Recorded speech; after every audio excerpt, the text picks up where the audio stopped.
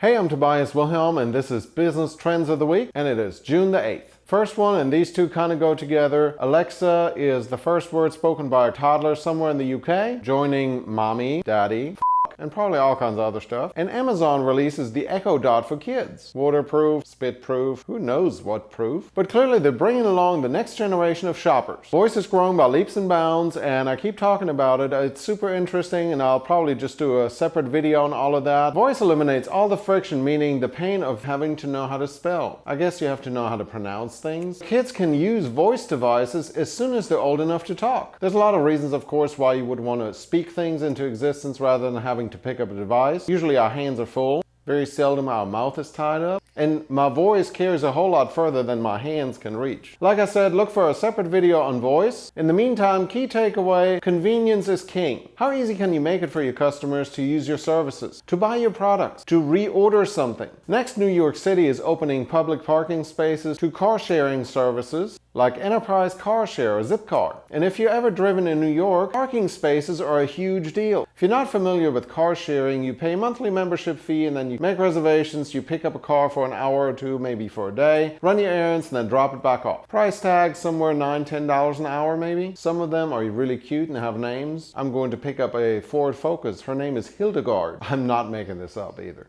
The reason this matters to you is because millennials and their habits are increasingly shaping the way business is done. Just a few years ago, the idea of ride sharing, car sharing, bike sharing, apartment sharing would have been totally ludicrous. This is 2018 and we have Uber and ZipCar and bike share and Airbnb, oh my. And they have totally transformed the marketplace. They have reformed, disrupted, and revolutionized industries that thought they were safe from evolution. In the case of Uber, they almost broke the cab industry. Key takeaway, I've said it before and I'll say it again, evolve or start dying. What could revolutionize the industry you're in? By the way, I love spending time thinking about these things. Next up, Apple Developers Conference just finished up and it wasn't really that exciting. Meh. But that's actually news in itself. Makes me wonder if Apple has started to slip. The most interesting part I saw was shortcuts. The word macros back in the 90s are coming to your iPhone now. A shortcut could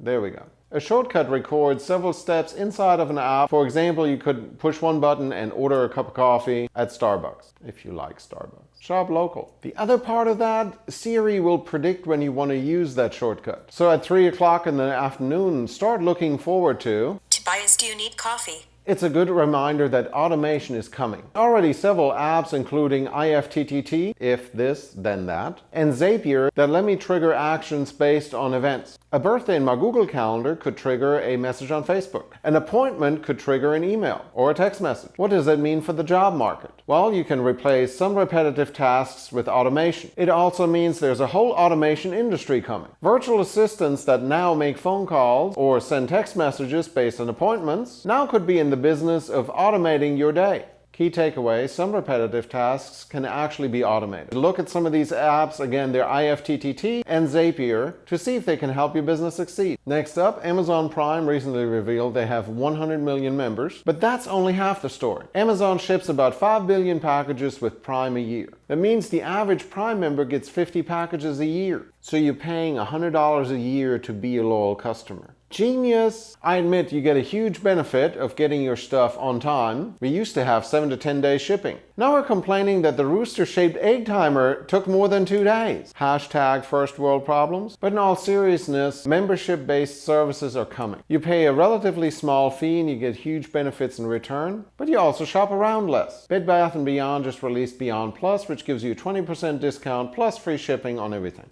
For a small fee and tangible benefits, loyalty is for sale. Key takeaway, what can you do as a business to attract loyal customers? What is it that sets you apart? The time to think about this is now. How do you compete with Amazon Prime? Up next might be the answer. Currently there's 3 national commercials running of big companies apologizing for their f***ups. Facebook and Uber and now Wells Fargo. Already people don't trust big corporations, and this is not helping at all. I understand big corporations have a primary responsibility to their shareholder, but that's really not an excuse. Key takeaway, maybe what sets your small business apart from big corporations is that you don't have to be an asshole. to be in business. That's it this week in business. It's June the 8th. I hope you enjoyed this video. If so, comment, like, share it with your friends. Until next time, I'm Tobias Wilhelm.